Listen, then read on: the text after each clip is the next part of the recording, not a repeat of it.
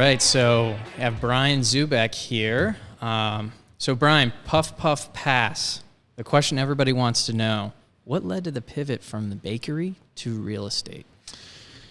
Well, the bakery basically started because I didn't know what I wanted to do, and I'm kind of a fat kid at heart, and so I didn't want to work for anybody else. Was trying to figure out what I wanted to do, and I was in New York after basketball kind of ended for me, and there's a cupcake, craze going on there, and I wanted to start my own thing. I had a different concept for cream puffs. What was the concept? Well, it was just, a different product. So it was more like fresh cream-based, like cream puffs that you fill right to order, kind of like Baked by Melissa in New York, smaller.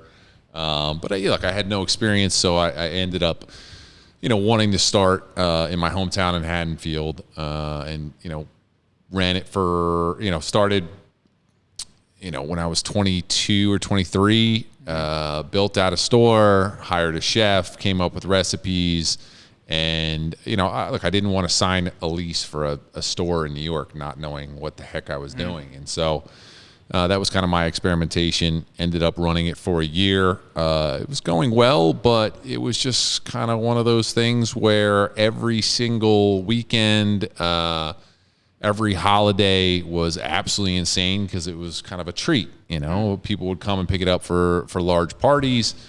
And I ended up starting to do some real estate on the side in the middle of it, flipping some houses, buying some small multifamilies in Haddonfield. And the lifestyle was better and kind of ran the numbers and enjoyment 5-10 years down the line. And, the growth for the bakery business wasn't going to be there. And it wasn't as enjoyable of a lifestyle as I thought it would be. It was open 7 days a week. You've got, lower wage employees in there. The bakers and the chefs are in at 5 o'clock or 4:30 a.m. So you're checking on them. And it was a different lifestyle than I really wanted at 23. So you really did this bakery thing. I wasn't even aware of this before, but you actually jumped in and you did it. Yeah, look, that's the classic pivot, MBA aspirations to the bakery to real estate development. Whatever you do, you got to go full bore. And, I learned more in that year about business and myself than I had, ever experienced before. And, it was a lot of lessons that I brought into kind of my next phase in real estate. So. Mm-hmm. So that transition then was like a sort of a slow transition where you were just buying stuff part-time and then you decided that you wanted to cut off the bakery and go full-time into real estate? Yeah. While I was doing the flips and the small holds, I was kind of meeting with different people within the Duke network to try to figure out really, what I wanted to do within real estate. I knew I wanted to learn it at a higher level instead of just trying to jump in and figure everything out for myself. So got connected with, a team up at Cushman & Wakefield, Bruce Mosler, who's a Duke alum, who was the former CEO of Cushman, and at that time was the chairman of Global Brokerage, and had his own team doing, office leasing for the most part up in Manhattan, because that's where the most of the business is up there. So went up and joined them for a little while. It was a great experience. It just, I wanted to learn how to be on the principal side, and doing the office leasing is great, and it's a really great business, and you can do really, really well with it. And the guys that I was with were awesome guys, and they absolutely crushed it. But I wanted to learn how to get to that other side, and office leasing doesn't really provide you many opportunities there. You don't really learn the financial side of it. So ended up going to school at night while I was working at NYU, the Shack Institute of Real Estate, and got my degree in real estate finance and investment. And is that like an MBA? It's a master's. It's a master's program. So yeah, I'm curious about that. For all people that are out there listening, do you think there's this constant debate about going back to school versus not? Is it needed in the finance community? What was your experience like, and how has that helped you today? Just talking about school. I think it can be useful. I didn't really have a finance background. Didn't have the Excel kind of chops that I thought I would need to really go far in the industry and be on the principal side. It was great networking, so I think it can be worthwhile. Now, with how expensive it is, and if you have to take on debt to do it, it might not be your best choice. I think, look, in any circumstance, finding someone who's doing what you want to do and doing whatever you can to shadow them or work for free or whatever you have to do, if they're a developer especially, to try to add value to them, it's always better to get paid to learn. And if you can't get paid to learn, work for free. But, at times that degree can be really worthwhile for people. This episode is sponsored by Marion Lending. If you're a real estate investor or builder looking to scale your empire, then look no further than Marion Lending. This boutique private lending company is here to fund all types of projects, from single-family renovations to warehouse restorations. What sets Marion apart is their investment in your success. Their team looks at things from the perspective of the investor, and their process reflects that. I personally have used Marion to fund my projects and continue to use them and to refer them to others because of their amazing service and commitment to my success. If you want to work with a company that truly understands your needs, head over to Marion Lending today. Follow them on Instagram at Marion Lending, MERIONLENDING, and send them a DM to get a quote today. But you already knew you wanted to get into real estate when you went, and you specifically went to learn like technical skills in real estate, or within technical skills within development, like analyzing deals and what was it, like raising money and putting together like capital stacks and everything? Yeah, I mean, you learn the legal side of it, a little bit of the accounting side. You learn, waterfall and Excel structures, development, legal. So, it was a pretty broad base of things. You would do case studies, and it gives you a very, very good overall structure, I'd say. And they had good connections within the industry. So if you wanted to get a job or an internship, that's definitely helpful as kind of a next step if you're not finding what you need to find or you don't have kind of any business or finance background. I felt that I needed a little bit more sophistication, and it certainly helped me understand a lot of the stuff at a higher level. When you first start, you're really not doing that much that's really at a high level, but it does help you understand a little bit more of what's going on in the macro environment, a little bit more on the financing side and the capital raising structures. Well, you were doing deals at this point too, right? Like you had already done a couple of deals. I had done a couple, those flips and small multis, but look, I had really no idea what I was doing. So it definitely helped, accelerate where I wanted to go. Were you actively at this point seeking out mentors other than the people you were working with in New York as well? Definitely. I went through a long process and was pretty lucky having come from basketball at Duke, where there's a great network of extremely successful guys. Extremely successful guys with who were very willing to meet with me, try to help out. And to be honest, I just had no idea what I was talking about. And didn't really know what to ask for, or even to, like if I had a meeting with someone and they were doing something that I didn't understand enough of it to say, hey, put me in your company, give me whatever role, and I'll just work from there and be around and get to know people and build the relationships. I just didn't know. And I just didn't know what avenue of real estate I really wanted to be in. Yeah. Well, I think you need a certain level of understanding to even know what questions to ask. Until you hit that level, it's like you don't even know what questions to ask to get these answers because you don't understand enough of, what the next step is.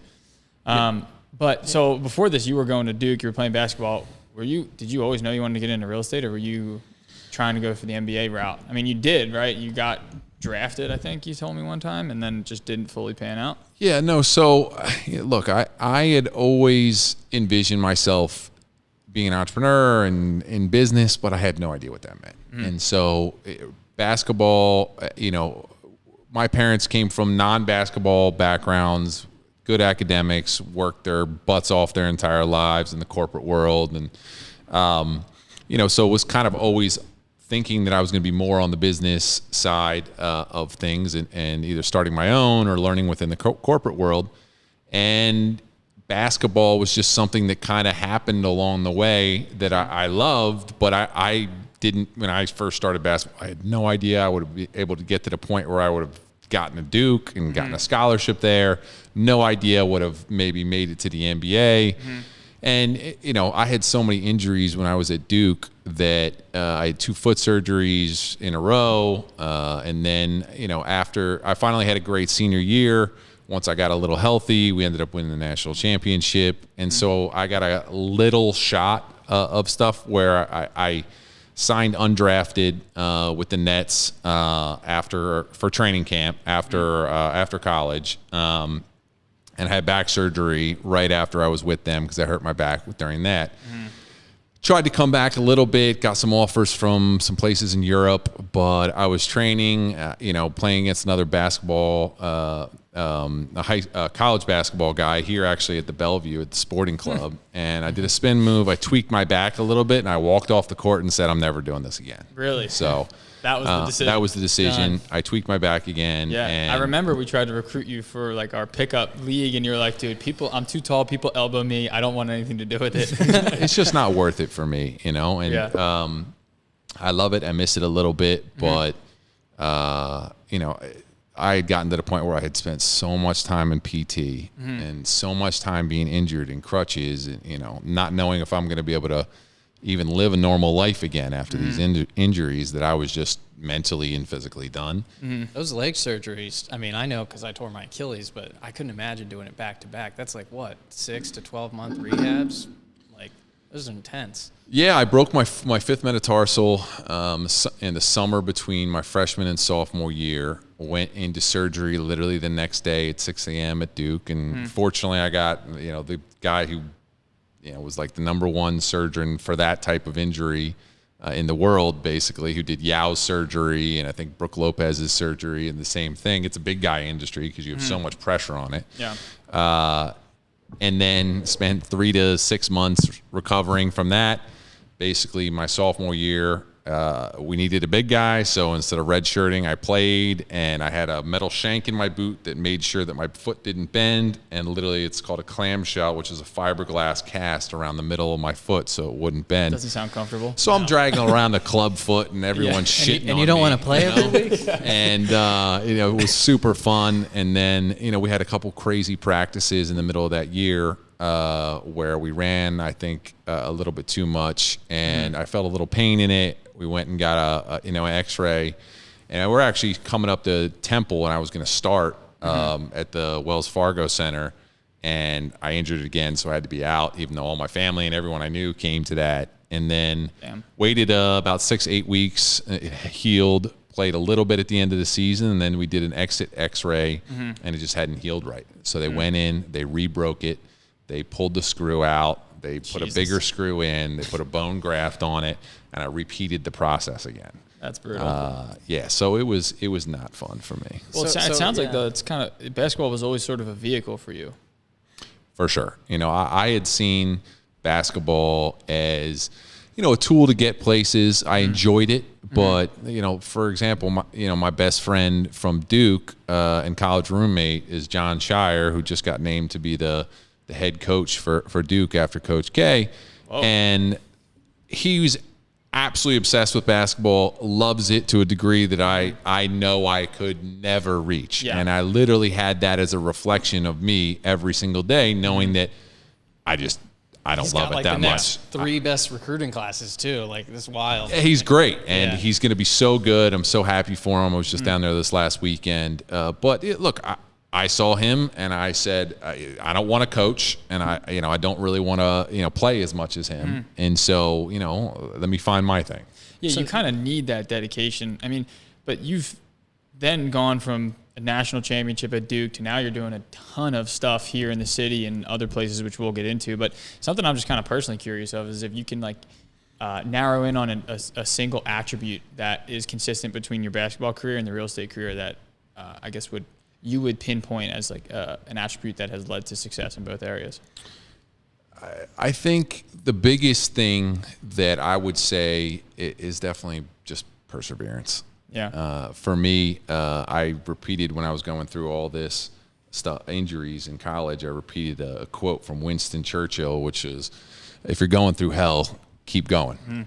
And good that's like kind of that. led me through all the ups and downs in basketball and all the ups and downs of the real estate business. Because look, the real estate business, especially development, is a complete roller coaster. Yeah. You could think you're absolutely crushing it one day and your entire world be dashed to the rocks the next day. And It actually happens in the same day. A lot it of does times. happen in the same day. And it certainly has happened multiple times to me in a day where I think it's going to be the best day ever, and then all of a sudden I get an email or this or whatever right before I go to bed, and then I can't sleep the rest of the night. But So you finished up in New York. You had done a couple of flips. Were those flips in Jersey, or were they in Philly, or what made you come across the bridge, so to speak? Yeah, so those were in Jersey and Haddonfield. They had done okay. I didn't really know what I was doing. Bought well, and did okay with them. But while I was going to school and at Cushman, I finished my last year at NYU, and I quit Cushman just to finish it as quickly as possible. And I must have looked at 50 deals in Brooklyn and Queens and kind of deep sections of them in areas that I could afford. And it just got to the point where I was losing out to guys who were no inspections, closing in the fastest time legally possible. Yeah. They got a $50 million fund, and they've been doing it for a while. And it's also a rent stabilized, rent controlled market. So it's kind of the one market that sits on its own. New York is different from the rest of the country in terms of how they operate contracts and how they operate at things, because there's just so much capital. There's so many established people that have been there forever. And for me, it's just, you're underwriting, being able to do this vacancy decontrol on these rent stabilized or rent controlled apartments, where you think, all right, I think this amount of people will not renew their lease. I think this amount of people are illegally renting it out. And so you're kind of underwriting kicking grandmas and minorities out of apartment buildings. Yeah. It's not a game I wanted to play, and not something I really wanted to base my life on. Was, all right, I'm buying a 6-unit building, and I think that I can bully this person out of their unit so that I can raise the rent. Is that how rent control works? It's just while the person is living there, the rent, it can only bump by a certain amount, and then when they leave, you can just go to whatever you want? So there used to be a calculation where you could do improvements to the building, the hallway, the facade, the common area, and there's a percentage of that you could charge for a unit in terms of all your units in terms of increasing their rent upon the turnover. And there's the same thing when somebody leaves the rent stabilized. There's an amount that you could bump it up by doing. There's a calculation. So say you put $40,000 into getting the unit back up nicer, you can bump a certain percentage of that in your next lease for the next person. And at a certain point, you reach a rent that becomes deregulated, where it's all, it's past 3,500 or some sort of calculation where then you take it off that forever. So that's what people were trying to do. Yeah. And look, people were abusing the system a little bit, but also you have the other end of the spectrum where in 2019 they passed something where you can't do that anymore. And there's a serious problem in New York right now where landlords who have these units are just, when they go vacant or somebody passes away, they're just leaving them completely vacant, hoping that the law is going to get changed again. But when you think about it, if you can only rent something out for $700-800 a month, and you have to put $80,000 to $100,000 in to get it back to market. Why would you ever do that if you can't raise it, any amount? I understand both sides of the argument there, but unfortunately, what it's leading to is just a massive amount of apartments that just have been taken completely off the market, and which is why you see the median rent or average rent going past $5,000 a month. I mean, it's just crazy. Even when I was there 2013 to 2016 or 2012 to 2016, and the prices that my friends are paying now, it's wild. So it's almost like a fake supply crisis, because you have a lot of places that are vacant, but because of the way that the laws are set up, landlords aren't incentivized to actually bring those to market. Absolutely not. And the problem is there's no real value add strategy. When you're only allowed to raise rents 1% a year, or sometimes they've just frozen the ability to improve them. crazy. It's with inflation and property taxes, insurance, everything's going crazy. So the minute that got voted in 2019, stabilized apartment complexes dropped like 20% in they're losing value money of that day. Yeah. So, I certainly understand both sides of it in terms of building affordable housing and getting that, but there has to be a balance. Do you worry, because there's conversation certainly about stuff like that happening here in Philly. Do you worry about that? And, second part of that is what scares you most about developing in Philadelphia?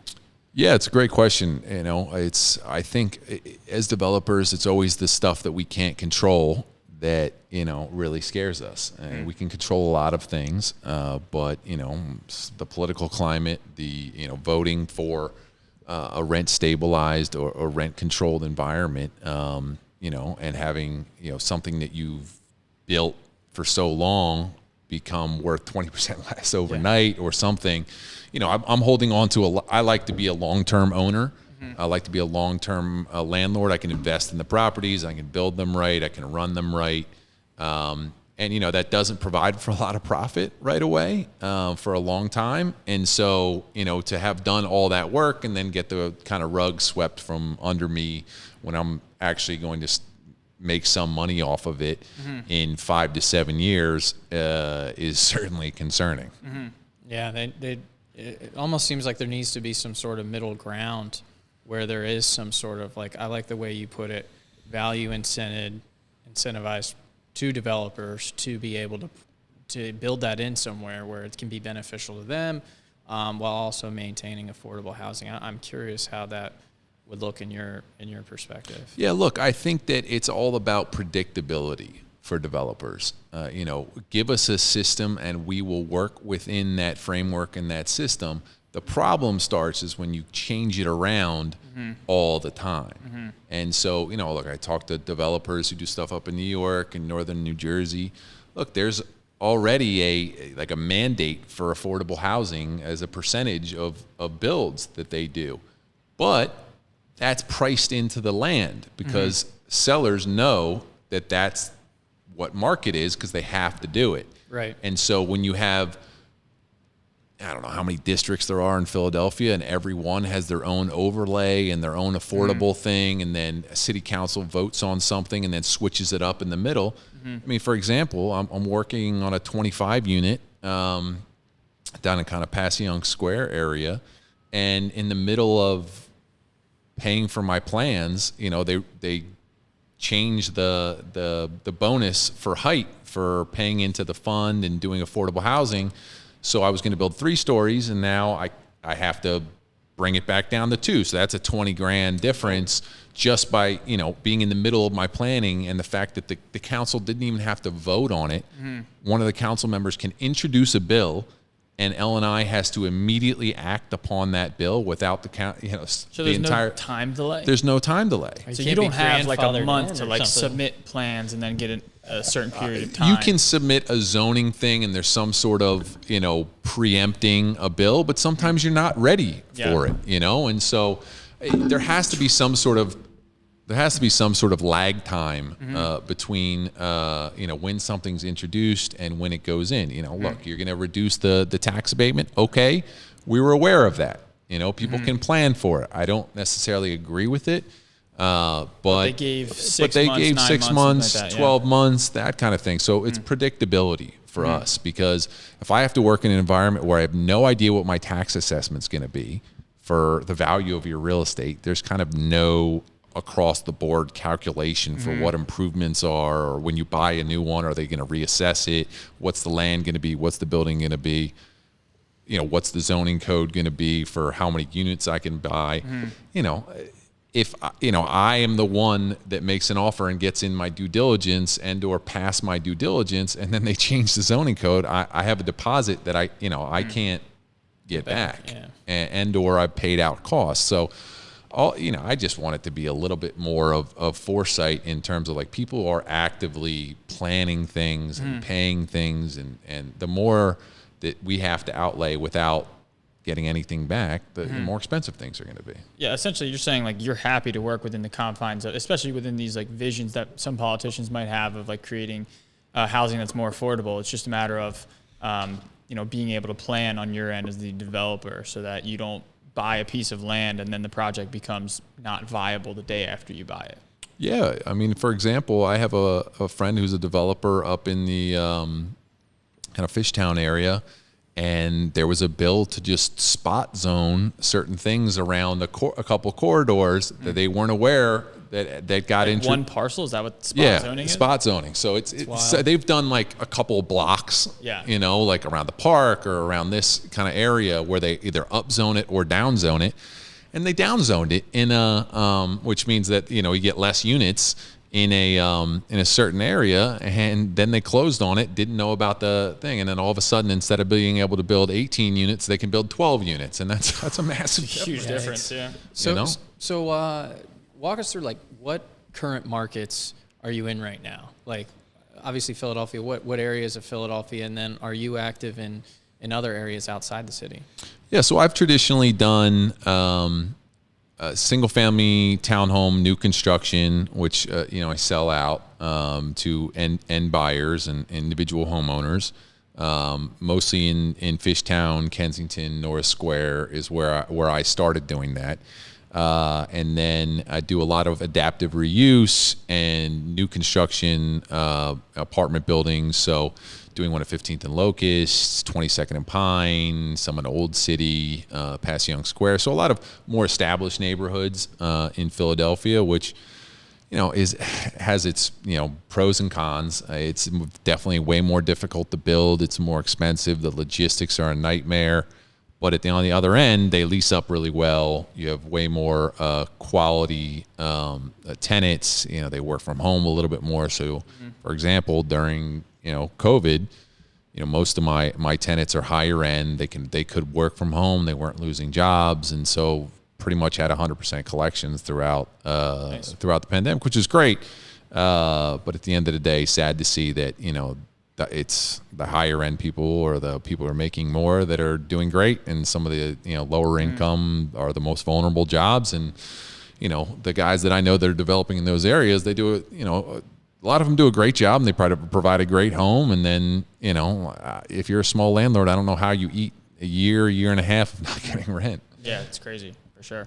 So then with that in mind, it's the most annoying question in history, but what's your 2023 market predictions? Where do you think this market's going?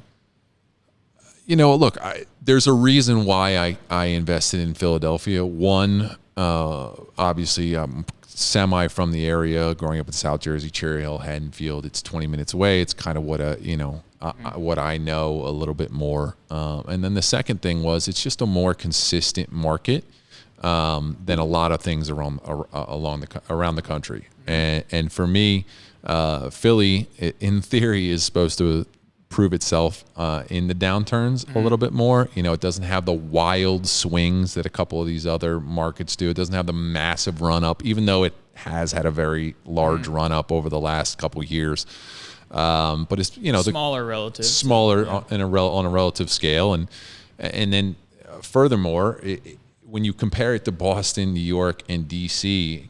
Along the Northeast corridor, it is so crazy affordable for what you get here in town. And it was buoyed by the remote work as well, because when New York DC gets crazy expensive, all right, why don't I move to Philly? I get an entire townhome for what I would get for a 800 square foot apartment in New York, and I'll just take the train back once or twice a week.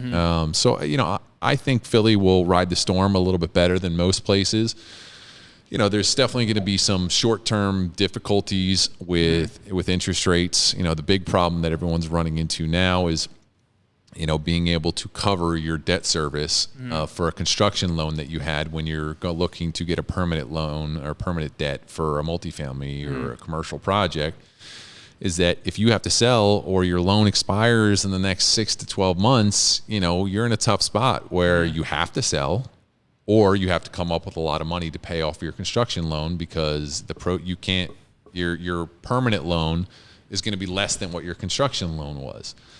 which is You're difficult. saying because like you're to hit like a 1.25 debt coverage or something, you're going to have to lower your leverage on the perm side to maybe like 65, 70 versus what you're used to at 75 to 80. Exactly. So, you know, and we're probably going to come back to this a little bit later, but just now while we're on that specific topic, I'm curious how you would personally handle that in one of your deals. We're like, do you usually raise equity in your deals as equity and kind of syndicate it with like a GP-LP structure, or do you more raise equity as debt? And then I guess the second part to that question was if you run into an issue where you're constrained with your loan to value on the perm side and you're in it with 100% equity yourself, you raised all of your equity as debt, what would you do to be able to cover that piece? How would you handle that? Yeah, so That's a selfish question because we have one of those coming up. It's a very important question. Yeah. So because we all bought these, you know, you're working on deals you probably bought 2 years ago, and the environment 2 years ago is radically different than what it is right now. So you have to be able to adapt. Yeah, look, I've gotten lucky in that I don't have any projects finishing in the next 6 to 12 months, probably. And real quick to interject, are you saying that you're expecting the next 6 to 12 months to be the storm, as you said it, and then after that you're anticipating a little bit of clear skies? Tell me where the market's going, Brian. That's my theory. We want it in writing. I tend to, troll YouTube and watch a lot of economists, and as do we all. Yeah. But look, I think that we're obviously in a new environment. I think that new environment will be here for a while. Personally, as bad as the United States seems like it is to people in the United States, we're relatively in a significantly better position than the rest of the world, with the U.S. dollar being the reserve currency. As there's more volatility abroad, dollars flee. Or money flees into dollars and into U.S. Investments. And so real estate in particular, when you can just print as much money as you want as the U.S. government, people tend to flee into assets that you can't mess around with as much. One of which is real estate. And, with everybody speculating about all these asset classes that, are going to go up in value or down in value, or Bitcoin and this thing. My thing always goes back to, how much income does it produce? Yeah. Like if you're building a townhome, you think you're going to sell it out, it's at some point, that's speculation. If you're buying a stock and you think it's going to go up, that's speculation. And at the end of the day, that's what happened, I think, in like the digital real estate world, is everybody was trying to flip these things because they thought it would keep going up. And my thought was always, well, how do you determine the value if it's not especially in commercial real estate, if it's not producing income? And, at the end of the day, cash flow is what saves you. You can weather any storm basically as long as your cash flow is covering your debt during the interim. Exactly. So where you're at. So, all right. So then back to this hypothetical scenario, you raise 100% of the equity as debt. Your 1.25 debt coverage gives you 65% leverage on the perm. What is your move? How do you adapt in that scenario? Yeah, I've been lucky to be pretty creative with stuff where I've raised, majority of the stuff I do from either refinancing my own properties, selling stuff, or friends and family at an interest rate. Sometimes I'll split, do an equity split after that. As I'm evolving and getting too many deals and too much risk and, not enough capital, that's starting to evolve into larger splits and, more spread of risk. But at the end of the day, you only have two choices, really. If you get to the end of a project and you don't have enough money, which is either you have to sell or you have to raise more money. That can be your own money, but you have to get that from somewhere. And so, fortunately, having always, it is tough to manage. Look, the hardest thing to manage is cash flow, and but having properties. Fortunately, haven't sold as much. I probably should have some to get a little bit more cash and keep on doing more development deals, and I could have done more. But I do have a decent portfolio that, worst comes to worst, I could sell a portion of it. I could bring on another equity investor and simply sell a portion of a building if I need capital. When you say sell a portion of a building, you own 100% of it, and you'd say, hey, listen, invest 200 grand into this building and you'll take get 20%. Right. Here's the historical over the last couple of years cash flow. We'll get you to an 8 to 10% or 6% cash, and then you have a piece of the upside kind of thing. And that 200 he invests, that just goes into your company. He's essentially buying a piece. Yeah, of the that building just from goes your into company. that LLC, and I can give it back to my holding company, and use that for whatever I want, because it's just buying equity, and it's That's an you have to interesting be careful idea. with some tax stuff, making sure that you're buying at the basis that you kind of went into it and not going over that. Obviously, discuss with your your accountant, but that gives you a lot of flexibility. Whether it's something where you can throw more debt on an existing property, or you can sell one, or you can bring in another equity investor. So if you have an existing portfolio to leverage, you can leverage it in a couple different ways, which gives you a little bit more comfort going through things, that if something goes wrong, which it's almost always going wrong these days with construction pricing and timelines and interest rates, something's going to go wrong. On that front, so do you do your own construction, or do you outsource that mostly? I used to, but I'm never doing it again. Yeah, I was going to ask you what got you out of that, because I remember you Yeah, were I'd love like, to hear that. You had like your guy that was just kind of your carpenter, and then all the other trades you just hired out, and you had, it seemed to me like a pretty good thing going. Like you're building on Queen Street, you did that one, right? Yeah. So look, what really happened was just too many projects. Things were going too slow. Things were slipping through the cracks in terms of costs here and there, timelines, all that, and to do the amount of projects, especially with the adaptive reuse that I'm doing, is just so time intensive. Yeah. And for me, my time is just better spent, and energy and stress. Look, you talk about blue collar builders and white collar builders. I'm definitely a white collar builder. I'm way too big to be crawling in these basements and looking at beams and doing this. I do some of it, but like I've never, swung a hammer back in the day. So it's hard to check up on this. Yes, you can hire some of it out, and some people have done really well by building out their own construction teams. It's just a lot. It's a lot. It can be a huge value add, but it's just not something that I gravitated towards after a while. Well, you also, I mean, right now you're a one-man show with Zoubek Properties, but you used to have a partner, right? Yeah. Talk to us about that. I'm curious. Yeah, I had a partner, a guy I worked with at Cushman & Wakefield, Tyler McNeil. It was funny when I had first. I hadn't even contemplated going back to Philly. I was still trying to do Brooklyn, Queens things. Tyler had mentioned he might be going. He's from the Philly area. He might be going back to Philly, try to do some development. And then I thought about it, and I said, great. That makes a lot of sense. I can buy some stuff in Center City versus buying in these deep areas of Brooklyn and Queens, and be closer to home and all that. And so I ended up jumping into it, and Tyler joined another firm up there. And then about 2 years in, he came to me and said he's moving back down. Would he want to partner up? So we started partnering up on some stuff. And really, I cut his learning curve with, some of the Philly local markets. He had added more of a private equity background, so he, brought some more sophisticated ways to look at a deal.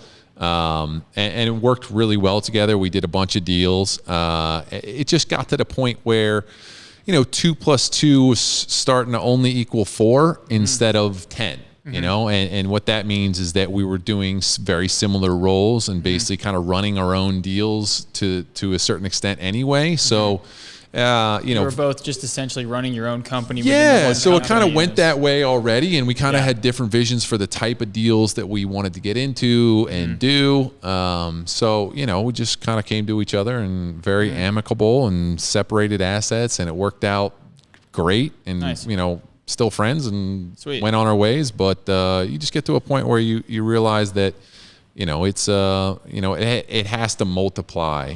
If you're going to be in a partnership, You need different roles. That brings me to my next question I was going to run to is, so I usually look at it like you have, your money, you have the construction, you're going to have deal flow, and then like deal positioning, like understanding how to actually put all the pieces together. Those are like the 4 pieces to a deal that I look at.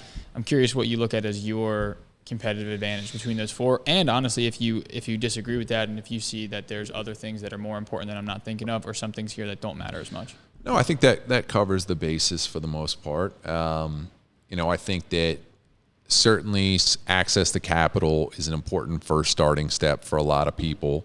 Otherwise, you need a skill set. You're either a broker or you're a contractor, and you can insert yourself into deals that way. Otherwise, you're going to have to go through a lot of licks figuring it out. But for me, it's been deal flow and deal positioning. I've taken on a little bit more of deals that most people probably maybe wouldn't have bitten off. A little bit more adaptive reuse. They're difficult. They're more in center city, so harder logistics. So I think that learning that model a little bit, I first started bringing a little bit more of the New York attitude to center city, where you're cutting up apartments into small 3 bedrooms where you have people who just basically rent with 3 friends, and they rent at $1,000 a bedroom, and your like bi-level. The living area is kind of tight, but the bedrooms are all a decent size. Exactly. Micro unit type things. And you bi-level it with the basement, so that can add the square footage without having to mess with the zoning code as much. So it's definitely a little bit of deal positioning, and then you become known for that. So people bring you more things as you do 1 or 2 of those deals. Started being like, oh, okay, I have a little bit more of a difficult center city high-end deal. All right, Brian does this. So that led to more and more, and then kind of went from there. And that understanding of deal positioning and value add and how you get a deal done led to more deal flow and more relationships. Just and executing. You're just saying executing led you to more deals. Yeah, and having a little bit of a niche. Yeah. And so once you get one niche, then people start bringing you more, and then you start trying out different things. So I wasn't comfortable with new construction for a very long time. And then I bought a lot, and I ended up building a duplex and thought it was a lot easier. And so if you have a good contractor. Right. Otherwise, it can be a nightmare. That's true. Big if, yeah. Yeah. So, and then it just kind of evolved from there. So built a single family home, the new construction, built a duplex, new construction, built a 3-unit, built a 5-unit, and then now up to doing 25, 30 units, did an 18-unit. So it just grows kind of organically. I don't really believe in the philosophy of like doubling every single deal you do in terms of size. I think there's a huge learning curve at each size of deal. Maybe plateau a little bit after you double.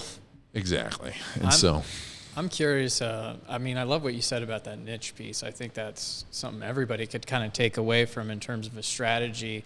It's been interesting how you've kind of grown out. You've mentioned Center City a lot, and kind of our pre-work here, we noticed you did some things in North Carolina, a little bit in Allentown. How did those kind of come to be, and is that a strategy you would do going forward? Would you look for other markets, I guess?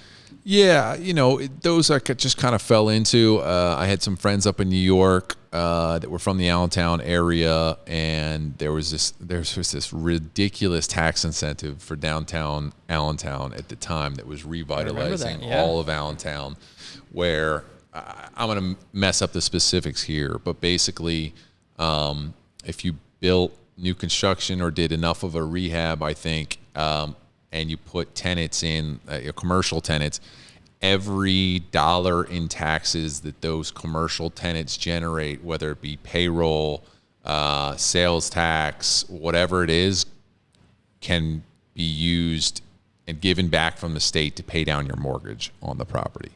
Like it's the most just pay down the principal. And you can, from my understanding, you can kind of have like almost like a revolving line of credit on it or debt on it. It's an absurd concept. Your rent's not even paying the mortgage for you. Your debt payments are just no. So eventually, look, I think that obviously you have to underwrite that your rent is the same kind of market characteristics that you would do in Philly, where the deal has to work. But eventually, I'm sure it gets to the point where you start predicting a little bit of how much the businesses are going to be generating once you get 1 or 2 deals done, and then you start buying more deals based upon those characteristics. It's all gravy on the front end, and then you kind of learn through doing. Exactly. Well, it's kind of like how you got to do pretty much everywhere. Like I was going to say, that's how we started with every piece of our, like anytime we do something new, that's what it is. Exactly. Like, all right, here's my baseline, and everything else after that is a bonus. So, started buying some multifamily down there, but in the center city, but a little bit of rougher neighborhoods. It was a partnership where we were all supposed to be doing 1 or 2 things. It didn't end up being, some of the guys got busy, didn't end up doing their job correctly, to be frank, and bought right. So ended up selling everything and doing fine. I sold a couple of them to them, or my portion of them to them. Sold a couple altogether, and Allentown was rising at the time. I think it was just like 2015, 2016 maybe, yeah, around then. So did well with it, but realized I needed to be in the area and living in it, because at the time I was living in New York. So I needed to be in the area that I'm doing everything in, and I needed to have super Is that your local same knowledge. experience with North Carolina too? I saw some of those projects. They look really nice. Yeah, so ended up basically helping my parents out by doing an investment that, I had grown up going down to the, Outer Banks for family vacations, seeing these multi-generational houses kind of built on the beach there. Loved the market, knew it a little bit better than Jersey Shore, and so ended up building a house down there on the beach and renting it out for 5 years, and then we ended up selling it at the end of I think it was right before or maybe right during the pandemic. I think 2020, when the market was absolutely crazy, and maybe it was 2021. It's all starting to blur together. Right. But basically got to the point where, beach markets in the South were going absolutely nuts. So we broke a price per square foot record in the Outer Banks down there and did pretty well with it. So I remember seeing the house, and I was like, you were telling me about the house. I was like, oh, me and my friends are thinking about taking a trip down there. Maybe we'll rent it. And then he showed it to us. Isn't it like $50,000 a week or something? Yeah, it's pretty crazy. Like, never mind. Yeah, it's pretty crazy. Never mind. That market is super interesting because it's a very official week by week rental. I mean, we ended up having A lot of out-of-towners too. Yeah, 34 to 36 weeks rented a year. That's wild. And the prices ranged wildly from $6,000 at the low end to like 32, I think, during the high weeks, and we could sleep like 30 people in it. Yeah, right. They don't They're get huge. near the hurricanes that like Florida does either, which is interesting. Yeah, at the top part of it was in Corolla, not pronounced Corolla. I was gonna say, is that how you say that? I've been saying Corolla. That kind of area is at the very top of North Carolina and doesn't get the storms as bad. The area we were in also has great dunes. So it was a great experience. Kind of, they were trying to use it a little bit as their personal as well. Learn that it's best to separate personal and business. You get down there and things would be damaged, and it's just you'd be constantly in conflict of, all right, do I want to take a week or do I want to take the income? So it's just best to separate things. Sure. I mean, you're doing a lot of different stuff. Do you think about it in terms do you compartmentalize all of the different buckets in your mind of like, okay, this is short-term rental, this is this? Do you have a succinct way of thinking about everything you're doing? Yeah, I mean, it's a lot of compartmentalization, I'd say. I've tried out a lot of different business models because I hadn't really figured out exactly which one would work. And so, the problem with Philly is that there aren't really that many deals that are exactly the same, if any. True. So, you just kind of, at first when you start, you just deal with the deals that come to you. Sure. And then you start developing a niche and you start pursuing those things. So I'll experiment with things just to make sure that I have multiple ways of doing business. If one of them kind of dries up, because at times single family townhomes aren't doing great, and at times multifamily is not doing great. So you look at that as a way to actually like mitigate against risk is by having different avenues. Exactly. So what are multiple your business avenues? plans. So let's see. I am doing some Airbnb short-term rentals down the shore now, Ocean City as well as Atlantic City. I'm trying to go through the DEP, New Jersey DEP, the Department of Environmental Protection, for CAFRA permits and bulkhead permits for some waterfront development and AC as a business model, because I think that AC will, at least the neighborhood that I'm in at Gardner's Basin, will do very well. And at the worst case, if I can't sell them for the price that I want to sell them at, short-term rentals do really well in that market. So that's my worst case scenario. So that's one avenue. I've been doing the adaptive reuse multifamily with maybe a mixed-use retail component in Philly for a while. Continue to do that a little, but I used to do, let's say $450,000 to $700,000 townhomes building in the city. I've gotten away from that a little bit. It's just very difficult to make the numbers work. The swings in lumber pricing, when your margins are 50 to 75 grand, a house, it's, that could be evaporated by lumber. It's and like easy overage right now, 50 grand on a house. It really is. And so, I've trended more towards doing, more center city luxury townhomes on the, $1 million plus, kind of $1.5 million plus range. That just the customer's a little, unfortunately, for the world right now, the customer is a little bit more, or a little bit less price conscious, a little bit less interest rate conscious and driven, and so have felt that you can distinguish yourself a little bit more in that market.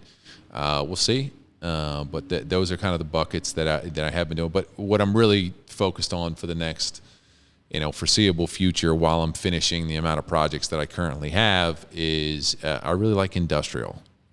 So I've been pursuing industrial pretty heavily.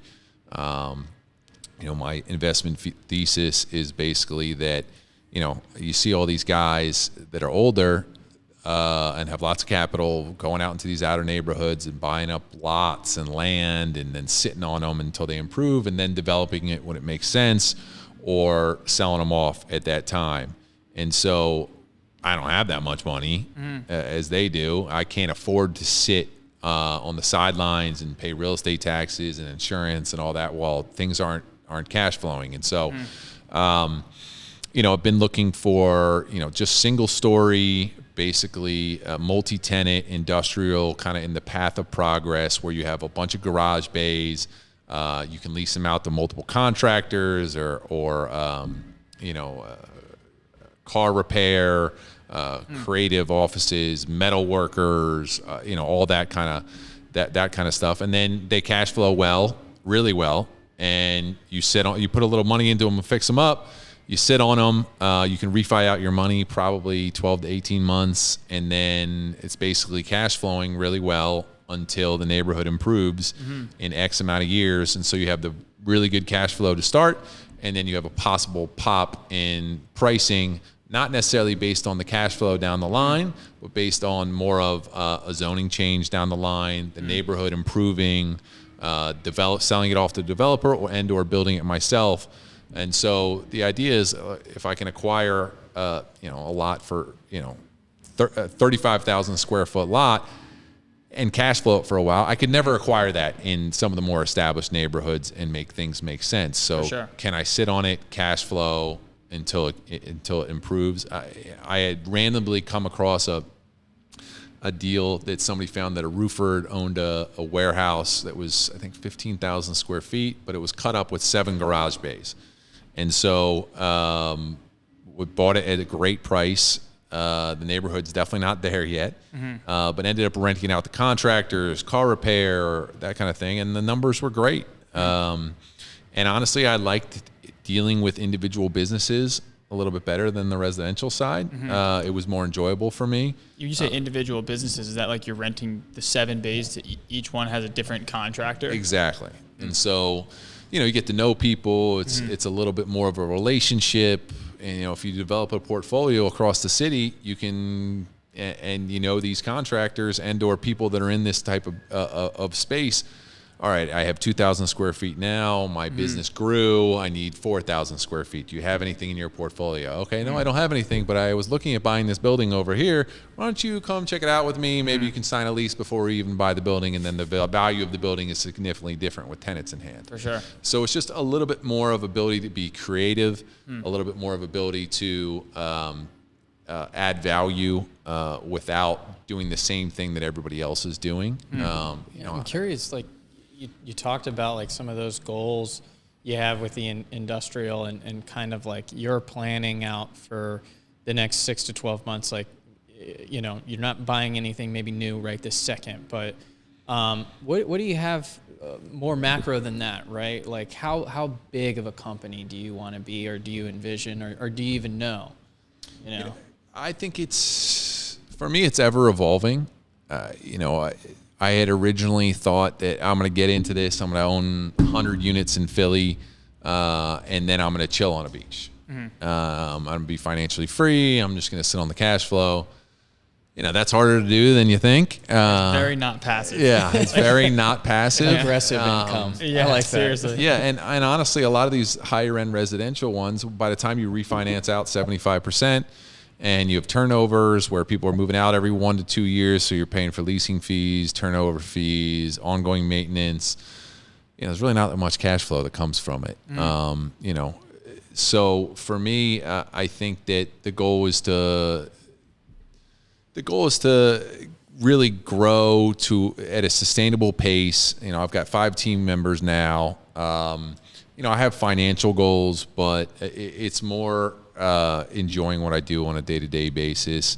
And, I don't really spend a crazy amount of money. I enjoy spending it on real estate and doing deals. But what I would want to get to is a small team of 5 to 7 and just kind of churn the deals that I like within the industrial or the residential space. I like the size that I'm doing. I don't really have the need to go and do a 300 unit building, or even a 100 unit. It's just a different game. Once you start raising, institutional capital, you got somebody on the phone who's 24 from Carlisle that you have to have a weekly meeting call with, and they're digging into every little thing you do. And it's just a different capital source at that point. And for me, the way I look at it is, everybody can be bragging about all these big projects and growing as fast as possible. But at the end of the day, you have no idea what people are netting on deals. And so what I always say is, all right, well, what's your net to you? Yeah. Not to your employees that you give percentages of, not to your capital partners. What are you getting at the end of the day? And so for me, I've just focused on being super profitable in my niche, and that's worked out well, and it's provided a better lifestyle for me in terms of enjoying what I do, than getting to the point where I have a massive amount of overhead that I've got to cover, and I have to do deals just because I have to cover everything. Yeah. What we've realized is that staying too small has its own set of challenges, because then you're not even an entrepreneur. You're like, you basically have a job. It's just you're your own boss. But like anything that needs to get done by you. But then you're kind of saying the other side of that is growing too big. You have like handlers essentially that you have to report to. So you're kind of trying to stay in the middle of this sizing where you are an entrepreneur. You have people that are really competent people that can run the operations of your business. But you don't have these like handlers that institutional money naturally comes along with. Agreed. And I think that, there's this concept in like the EOS operating system of how to run a business, that what you really want to get it down to is you want to be sitting on a beach and you want someone to come over to you and have 7 numbers or 5 numbers on a page that are metrics for your business that if something's off within those, you need to get up and go make a phone call and solve something. So that's the ideal of getting to. I will always want to work because I like doing deals. I like growing. I like learning, and it's all about personal growth and learning. But I think that there's a balance. And so for me, I like having a small, agile team where people are competent. I reward them well. They believe in the long-term vision, but I'm not doing growth just for growth's point. So then here's the golden question then in my mind is, how do you manage cash flows to be able to cover your team where you have these, some deals are in this long-term bucket, right? Like you have this wealth building aspect of real estate where, this 25 unit building in 30 years is what is going to make you wealthy at that point. But right now it's costing a lot of money. So, and then you have the flips, which aren't always necessarily available, like we've discussed, because of market conditions. So how do you manage that long term with the short term and, keeping things running in the meantime? Yeah, it's a great question. I mean, the constant battle is cash flow. Yeah. And so, when you're putting up a massive amount of costs yourself just to put up deposits, environmental, zoning, architect, all this kind of stuff, and then employees on top of that, it goes really, really quick. Yeah. So I've tried to maintain a balance of, when always having deal flow. And so, I've tried to balance some for sale product that gives me the cash flow that I need to cover things. But look, you have to sell stuff every once in a while. And at the end of the day, a lot of stuff on an annual or biannual or every 2 years, you should be evaluating your existing portfolio to see if it makes sense to keep or not. Because what a lot of people will talk about of a return, IRR or cash on cash, but the metric for me for your existing portfolio is return on equity, and then that's not equity that you put into the deal.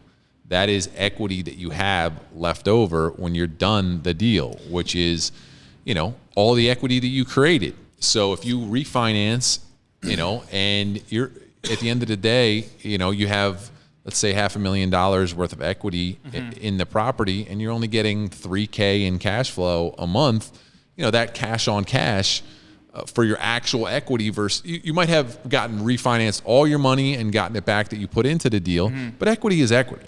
Do you have a return on equity metric that you try to hit? Like, is there a specific number? Yeah, I mean, I try to hit, because here's the other thing is, like, it's more of an art than a science to me. Yeah. Because do you calculate like closing costs and stuff too? Exactly. You need to calculate taxes. You need to calculate closing costs and paying an agent. So you look at that as your actual equity. Like, you might have $500,000 in equity on the financial sheet that you give to the bank, but you're looking at it as $300,000 because you less closing costs and all that shit.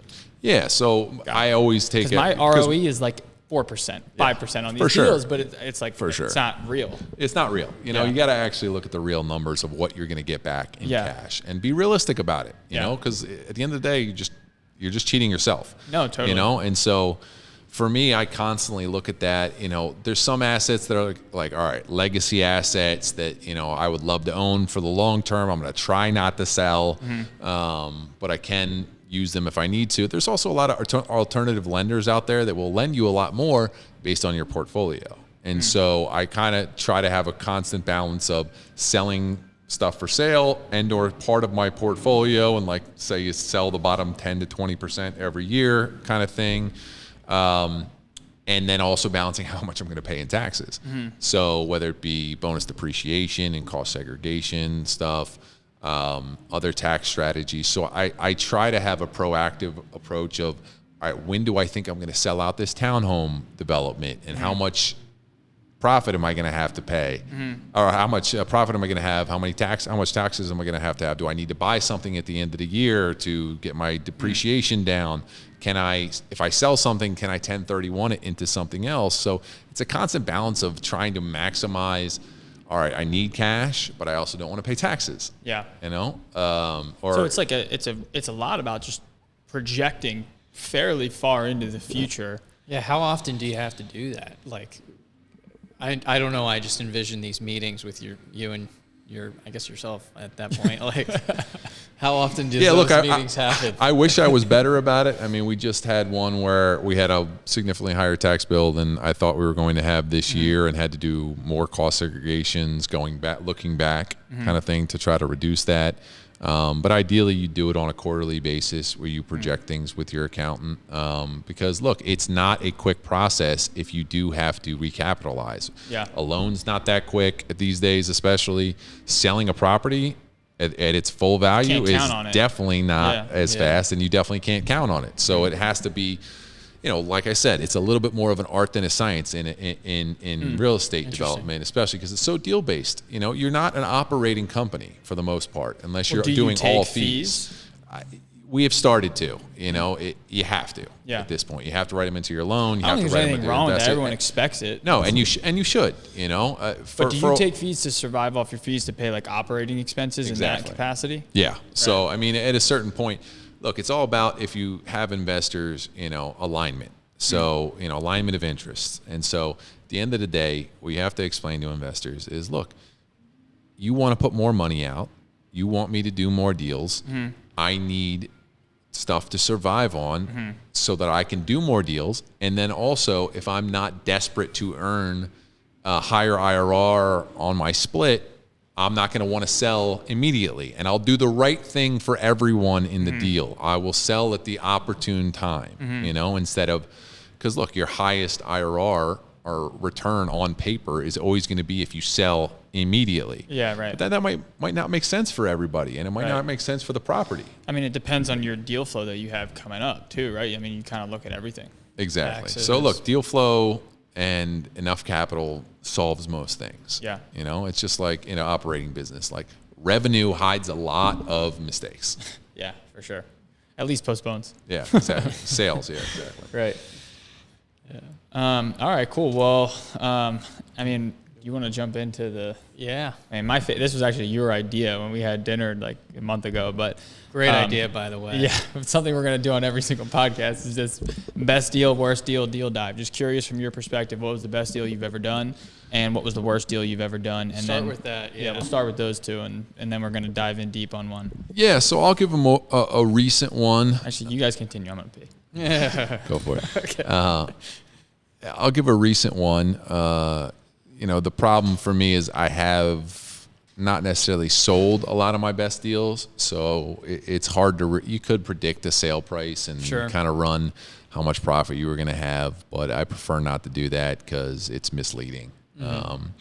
And so for me, the most recent one that was just phenomenal and ended up turning out better than I thought.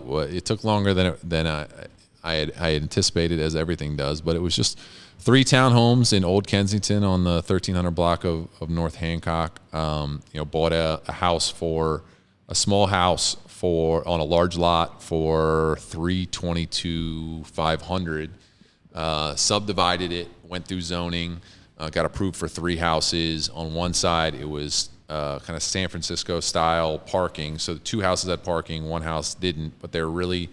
One was 20 and a half feet wide and 3,000 square feet. The other 2 were like 2,800 square feet and 19 and a half square feet wide. Did you find this or somebody? A real estate agent, a friend, brought it to me, and so he lived nearby and had just bought a house there, so he knew the market really well, and so. I think we thought we were going to build them for $325 and $350 respectively, depending upon the type of the house, and it ended up being $390 and $430 for the houses. But during that time, COVID happened, prices ran up, the neighborhood improved. I thought I was going to sell one side without parking for $625, maybe $600, and the side with parking, maybe $700, $725. Ended up selling for $750. The one that we thought was going to be $625, and then the other 2 with parking ended up selling them for $900 and $915. Wow. So I think we netted around $750 there, and got a $200 in equity back. How many days did it take to sell that? So I got really fortunate Yeah. that, we sold right as interest rates were going up. So people had locks on, Sure. and hit it at a good time. And, there weren't many buyers, but the buyers that we did have, we worked with. We did more upgrades. We did some painting and made it work. But, kind of got in on by the skin of our... Perfect timing. Exactly. Right before things hit the fan. All right, so now the other side of the coin, worst deal. Oh, perfect timing. Yeah. All for the good stuff. So fun. So the worst deal that I ever did was one where, look, partnerships are the toughest thing to deal with, especially the wrong ones, and can be miserable. So I had a contractor that I was working with at the time who I'd become close with, and he wanted to go out and do his own deals.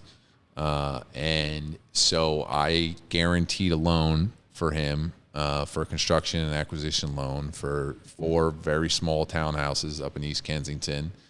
And he had underbid the project or under budgeted the project significantly.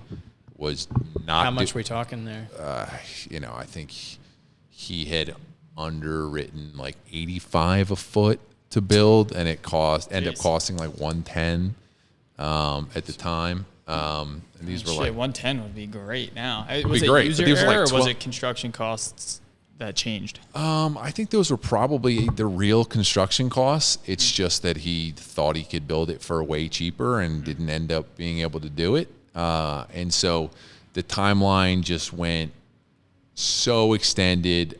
It got to the point he had brought in a few friends as equity there who, didn't usually invest in deals. It got to the point where it was so slow and the prices were so out of line. And, I was handling the draws because I didn't want the What year was this? This was 2018, Okay. 2017, 18. And it just got to the point where it was so absurd how badly it was run that I had to fully take over the project, which wasn't easy because I had to convince everyone to let me take it over, and then got blamed for pretty much everything else that happened on it. But ended up finishing it. I think, we were about to sell out like our last 2 houses, and then this massive flood hit East Kensington where all the sewers backed up and there was back up into it. So like 2 buyers canceled. And it was just the most miserable process of my life, and then became an argument with the person that I guaranteed the loan for. Everybody talking in circles, lies about, what costs were back and forth. And I ended up literally just eating it and giving all the guys their money back. And on paper, it was maybe we broke even, but it was so confusing that I have no idea even if we made money or lost money. It's just so draining. You just don't it's care. so draining. Yeah. It was just horrible. And, it's one of those things where I'm like, look, guys, if you can figure this out, please tell me how You to contribute that mostly to the partnership itself? 100%. Yeah. So Look, what and did you, the person. What did you take from that? Like, what did you learn from it that Yeah, you would what would maybe you do change differently? next time? Trust but verify. And so, somebody can seem, Soviet slogan. somebody can really seem like the best guy and they can talk around, but think you have to ask around about people. So many people are afraid to, when they're getting into something with somebody here, but Philly's a small town. So Yeah. call around and ask about a contractor if you don't know it. Email the group that we have. People will immediately come back most of the time with, do not Yeah, especially partner if it's with bad. this person, Yeah, right. or just, you can do it, but just watch out, or this is the feedback from them, especially with contractors. There's not many in town, and it's super easy to find out information. Don't be afraid to ask around, do your due diligence. So it didn't turn you off of partnerships in general. It just Oh, made it definitely you like, did. Oh, It really? definitely, it definitely did. Well, look, it just, in a couple different senses, in that you have to have complementary skill sets, and that you just have to have worked with someone and know them inside and out to make a project, a partnership work. And everybody's got to feel like they're pulling their weight. you know? And at the end of the day, all you have is your reputation and integrity. And unfortunately, that was a situation where I got wrapped up into something that damaged my reputation and integrity, and is not how I want to do business, and have thought about every deal I do from then on in that light of there's a bigger picture, doing things the right way, and partnering with the right people. And, you know, if you partner with the right people, it doesn't really matter what you say on a contract either. Yeah. You know, like, yes, of course. Same thing if you partner with the wrong people, it doesn't matter what you're saying. Exactly. You know, dot your I's and cross your T's with all contracts, insurances, COIs. At the end of the day, it doesn't matter if the person doesn't have integrity. They got to be able to sit across the table, look them in the eye, and say, all right, this got screwed up. Let's work this out. You know, value the relationship on the long term. You know, little bits here and there. People squabble over, you know, little disputes. I eat a lot of stuff. Because I value relationships on the long term, whether it be with an agent, whether it be with a contractor, especially. You know, it's just you're either in it for the long haul, or you're trying to screw everybody on every single deal, and that's not how I want to do it. Yeah. For you, I'm curious because we've kind of asked this question to a couple of people now. You mentioned other than going to other resources for how you vet people, do you personally, when you're going to bring in a new partner, like, can you talk through that process? Is it something where, hey, I sit down with them face to face, we have a conversation, and then it's more like a feel based, or like, I'm just curious kind of how you go through that process of like potential partnerships, like say contractors. Yeah, look, I think that your gut feeling, is pretty on point. People will give you red flags, and you have to listen to the red flags. Just you because look at the deal as like, hey, this is going to go wrong, and then what does this person? How do they respond? And then you analyze it from that perspective. Yeah, I mean, like everything. Do they show up on time? Yeah. How quickly do they get back to you? Like, if you think it's bad now, it's going to get real bad when there's lots of money on the line, other stuff. You know, if people had problems with payments before, then they will have problems with payments again. If they've had cash flow issues, and talking to people who have, talk to people who have done jobs for them before. If they can't give you a good reference, you can't check out their site or do any due diligence on them, then just don't do it. It's not worth it, because there is nothing worse or nothing that could break you more as a developer as getting in with the wrong contractor. Yeah. And I've experienced it where not only is the budget completely off, not only is the schedule completely off, but they're lying about the subs. And so you're paying them, they're not paying the subs. And so you have to know every sub on the job, get a list of all the subs, have their numbers, have their contact info. Do you get like lien waivers signed and all that? Yeah, lien waivers, supply houses. You have to know where they're getting their supplies from, because supply houses can put liens on your building. And I didn't know that. Yeah. I've gotten liens from lumber places, window places, appliance places. I literally had, on my first 6-unit rehab, I had a lien from a larger appliance supplier that I found out like 4 months later, because I hadn't talked to them, that for was like $60,000. And they have the delivery slip that says they delivered it to your address and was signed by this person. And regardless of the validity of it, if you're looking to refinance right before that and or sell the building, title's going to have that lien on your, on the record. And so you're going to have to deal with that by either putting up a massive escrow or fighting it out or coming up with funds out of your pocket. And so the biggest problems I've seen developers get into is when they get to it, they've paid the contractor all the money, and then subcontractors and supply houses just start coming out of the woodwork. And I've seen hundreds of thousands of dollars in unpaid stuff, millions of dollars in unpaid things. We actually where does had that money? too. Where does that money come from? Right. Is the thing. It comes from the From person developer.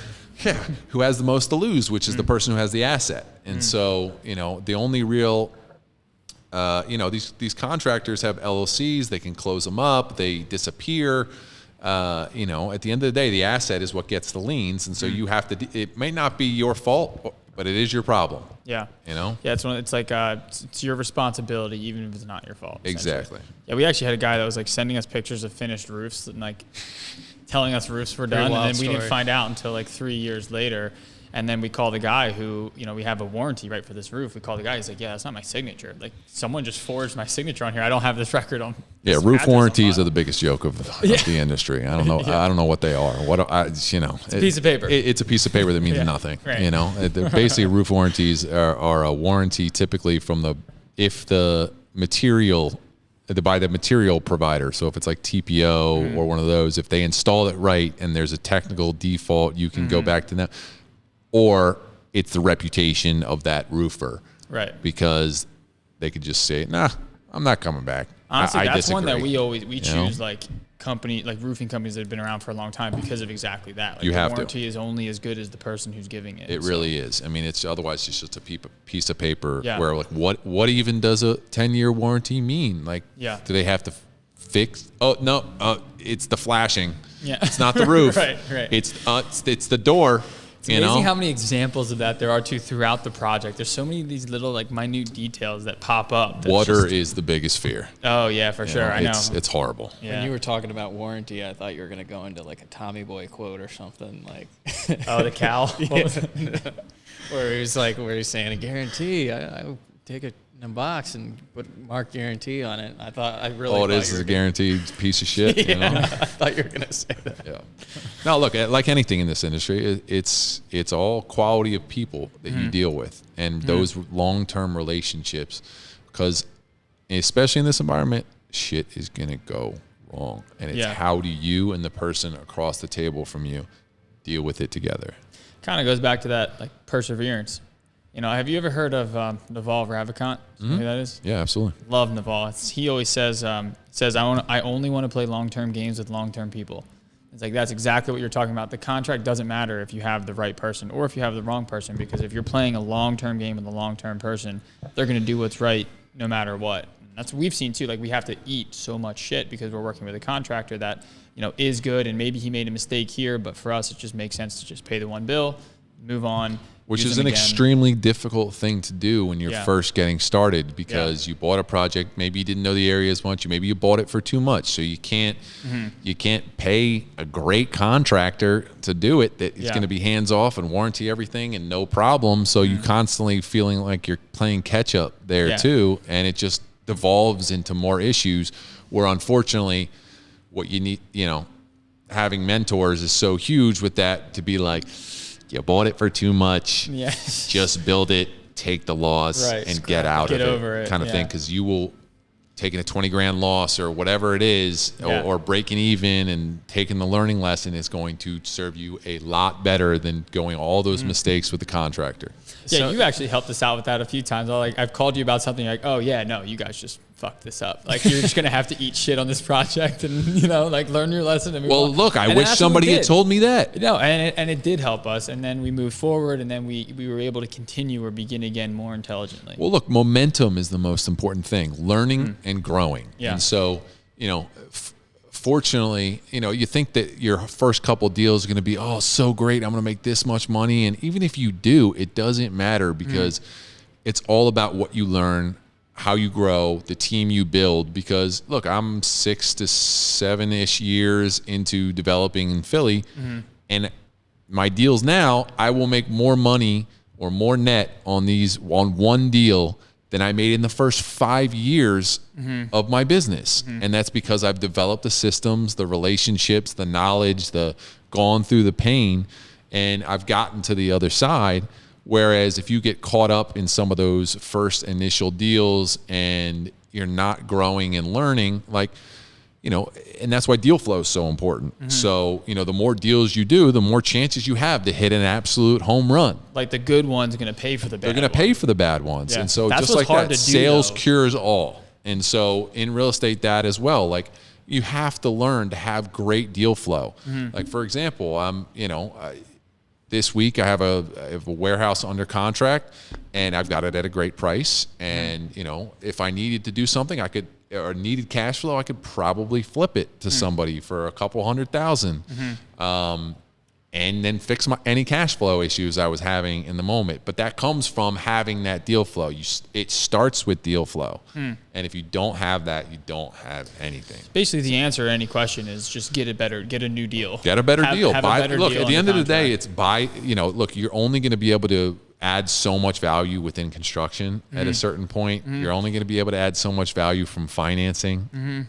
The two things that you can really add value from, and what a founder should ultimately be doing, is deals and dollars. And so you either the construction's too much. No, you bought it for too much. Yeah, and that's hard to say, like, oh no, I thought I bought a great deal. I messed up. Yeah. But you got to look at yourself and be like, no, I messed up the underwriting of either how much the construction was going to cost or how much I should buy the lot for. It's a good Yeah. T-shirt. The Deals financing's and not that dollars. much different. Deals and dollars. I like Deals that. and dollars. No, that's a really Deals good- and dollars. it's a really And then good on the point, other though. side, the equity makes sense. side, it's so incredibly valuable to learn that side, because not only will you have partners that you could fund any great deal you could do, but it does create that liquidity in a crisis. So selling that portion of your building, or look, there's a wide disparity on types and percentages and of equity that you can raise.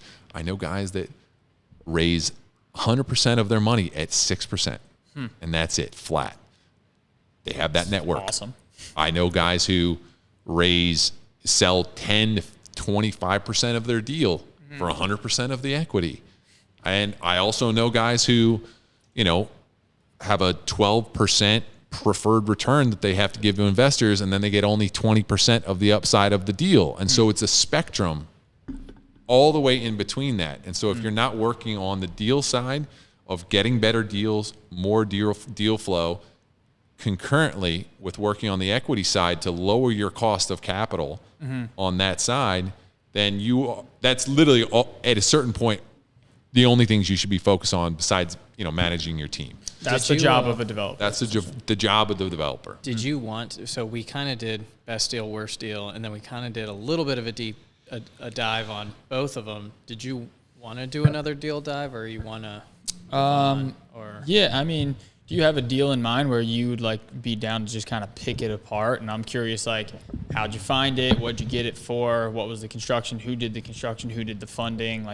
How did you raise your equity piece in that? How much was it? What was the return to the investor? What was your return? All of those questions, but it's kind of up to you if you want to. Yeah, I mean, I got to think of what deal. All right, yeah. So I had a deal on Front Street in Fishtown, which is a 6-unit. I got it off market, kind of from a friend who was working at a brokerage.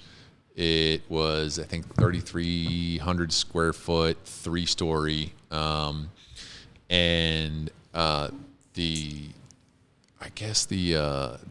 was too small of a deal for them to really work on. Was it a broker? Yeah, so it was an agent, broker, or whatever you call it, who basically brought it to a couple guys. I jumped on it first. I think I got it under contract for $300,000.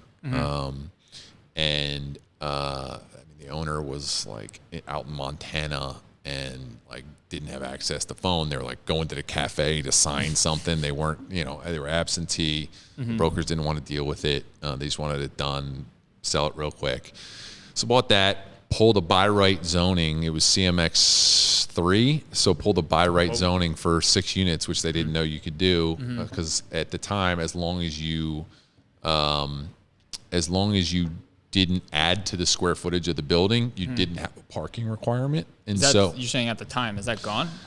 I don't know if it's only based on historic status right now. They may have changed it. I got to look back into it. It's a 1-to-1 requirement, right? For CMX3? Yeah. I thought it was 3-to-1. Oh, is it 3-to-1? It might be 3-to-1, but yeah, I think it is 3-to-1, and that limits you. Technically, you probably should have only gotten a duplex with a parking spot, and you can get a triplex with a parking spot, kind of thing.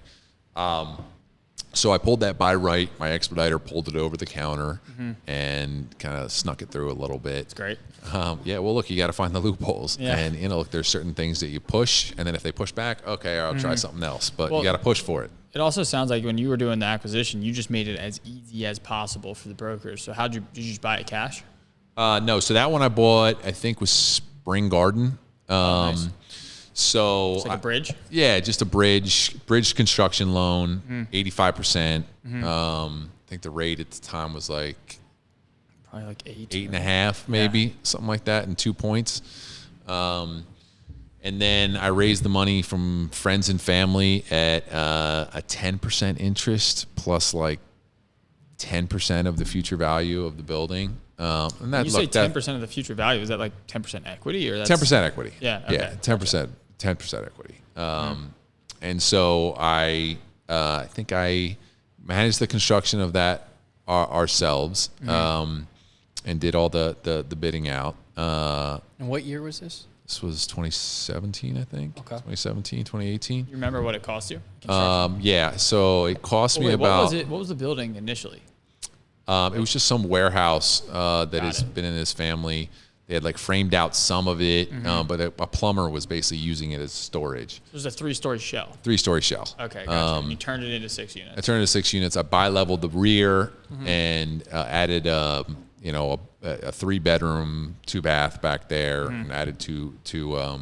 But the problem was, it was like there's a river basically running through Front Street, and so like you couldn't in the front. I was leaking so much, Oh, and God. and we had to do like an ADA unit on the first floor. So I think construction costs were about $450 on that. Was it like a little under $150 a foot? Yeah, but with the bi-level, it was more like $4,300. So it was more like, Oh, nice. Yeah, like $115 a foot. And this was Nice. 2017. Yeah. Managing it myself, taking no profit, dealing with not the most fun subs. Yeah. So like and we now had it these days, if you hire a GC for that, it's probably like $160 or something. $165. Yeah. Yeah, I think, at least. Yeah. Which That's crazy. Just hurts. Just hurts to gnarly. even think about. Yeah. But and you got this for $300. I got this for $300 though. So $50 a unit. So it's basically because they didn't I know. was probably into it for. They didn't know you could pull it for 6 units. Yeah. And you probably shouldn't have been able to, but Yeah. we made it work. And then The area's better for it. yeah, exactly. Yeah. Density. It is. Look, there was a couple crappy buildings next to it. Now there's some new construction, gorgeous buildings, so it's improved. So I was into it for $875, I think, around there with all financing costs.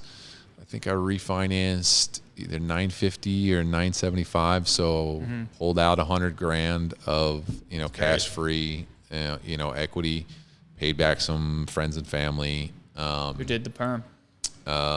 Republic Bank. Yeah. I never worked with them. I heard they're great though. Yeah, they're great. They're great. I mean, they're going through some structural changes right now with some the board proxy war kind of thing. So it's nice. they're kicking out the chairman. So I don't know exactly where they're at, but there's a couple of guys that I've worked with there who are just great guys. They know what they're doing. They offer very competitive terms. So I've used them a few times. They've been great. And what then did the their value perm was product- probably 1.5, 1.4 at the time. It's probably 1.65, 1.7 now. So I've held on to that one, and it's appreciated as the neighborhood's gotten better. Nice. Yeah. Sick. What did the perm product look like? The perm product was 75%. LTV, 25-year AM, and I think it was 4.25. Ooh, that's great. Yeah, so locked in hearing that that. one. Yeah. Locked in that one good. What did you have a 5-year arm / Yeah. balloon that's coming up pretty soon? Yeah, I think that was, actually it's probably coming up. I think it was 2018, 2019 actually that Gotcha. I finished it. So I have Might a have couple, a couple years. couple years left on it. Hopefully that 6 to 12 month thing is real. Yeah, we should be all right. Yeah. I negotiated I most think stuff. 2024 Yeah. when I'm predicting. You're right. I got to look at some of my existing schedules. portfolio where they're Yeah. coming up. It's going to hurt. Yeah, seriously. Yeah, but fortunately, rents have gone up since I bought them over that kind of 5-year period to enough point where I don't think I'd have to come up with more cash. It would just be Nice. less cash flow. Maybe I'll sell them. Who knows? Real quick question before we move on to our last one here. If you had something coming up right now and you're like fairly confident that this is a temporary environment with a really difficult situation on the perm financing, something that we're doing is like we have an interest-only product that we started to use. It's a 5-year fixed rate on the interest-only, but we had that at 5.5. Now it just jumped to 7.75, so it's almost not even worth it. But I'm curious what you would do to just sort of the idea behind the interest-only for us was just to punt the ball down the road for like a few years. But what would you do? I think interest only makes a ton of sense. In reality, I get the conservative nature of banks. They want you to pay down a little bit of the loan each month. But in reality, I don't want to pay down anything because that's a 4.5, for you, 5.5 for the product you're mentioning percent rate. You can't borrow at that. You can't, get equity at that. And so that's going to be your cheapest possible thing. So I would rather have all the cash flow coming back from not paying the principal back each, and it also gives you more room if you can't hit that, debt service coverage ratio. So, especially if you have a great balance sheet and the bank's super comfortable with you, I don't know why they wouldn't offer that as a additional incentive to good customers. They're not worried about you defaulting. It's a stabilized product, and give me my cash flow. Yeah. Right? Give me my money. Give me my money. Like in reality, it would give you a lot more cash flow each month that you could actually work off of. It's a big difference. Now it's 7.75 though. We're kind of like hurts a little bit for sure. It's fairly similar to like a 5%. Yeah. So this was basically like a line they were giving you, kind of. No, it's not a line. It was perm finance. It was a 30-year loan with a 5% IO. So that at year 5, it would convert to perm theoretically, but we would probably just refi at that point. But we were just trying to push it down the line and just not refi right now, and it's crappy perm. Yeah. Basically. Well, yeah. Look, I mean, kick the can down the road as far as you can. Yeah. Right. I think that. Powell keeps saying that he's going to stay the course to reduce inflation, but I don't think interest rates are going to do much to reduce inflation, and he's going to have to pivot at some point. First of all, he's known for pivoting. Pisses me off some. I don't know much about like macroeconomic stuff, as you can tell from that last sentence. But isn't inflation a lagging indicator by like 12 to 24 months? So why are they looking at the inflation month over month and then raising interest rates because of that? Well, that's the problem, is that they've been a little bit too reactive instead of proactive. Yeah. It's almost like they got to it too late. They should have been doing it in 2018, They should have been doing it last year, Well, but he basically was on record saying that if I did wouldn't. this during COVID, the economy would have shut down. Whether you believe it or not, that was what he was saying. Yeah. And it's really their only lever. So it's only just thing about they can how do. much It's the only timing. bullet in And the chamber. you can't predict it. Like, look, if they had tapered off a little early, maybe it would have gone worse. Yeah. Who knows? The consensus seems to be that they started raising interest rates too late. probably too quickly too. Yeah, and then adjusted too quickly. Yeah. Yeah. All right. Well, our last question here. This is just a question that we're asking everyone. Something I'm once again personally curious of. But so if you lost all of your network, you lost all of your money, you lost all of your assets, how do you restart today here?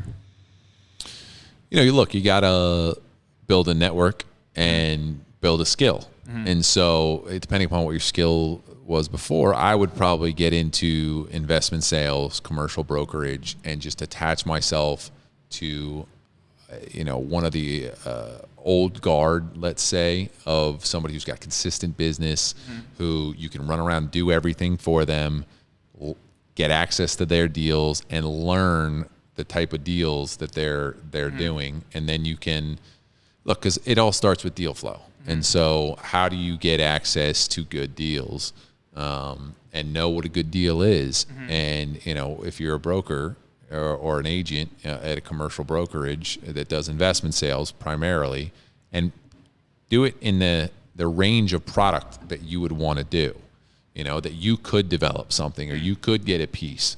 You got a lot of corporate guys that are doing these larger deals, but they're never going to be able to insert themselves unless they're putting significant equity into a deal. and they're also not going to probably run a shop that's doing 30, 40, $50 million deals on their own. And so, that, let's say $1 to $10 million range of sales, whatever that be, I would join a firm like that, try to get in with someone who's on kind of the way out, doesn't want to work as hard or as much, but has the network that you can leverage. Because, even if you have to wait 5 to 10 years, they're going to retire and then just take their network and give them pieces of deals while they sit on the beach and or play with their grandkids. And then you can leverage and build back a network from there, as well as a knowledge base to find deals. And as you find deals, you can peel one off for yourself, as long as you're not with one of like the majors, and it's too corporate and they don't allow you to do that. Right. You can peel them off for yourself. You meet other developers where it's, all right, I have this great deal. Do you want to come in with me on it? Or, I'll put my commission into the deal. And then once you have enough coming in there, you can either do your own independent brokerage so you don't have to pay splits anymore, or, just go full time in development. Sweet. Yeah. Love it. Love it. Cool. All right, Zoubek, appreciate your time. Thanks for coming out. Yeah, Thanks for having me, This fellas. was great. For This sure. was really good. I appreciate it. Thanks, man. Cool.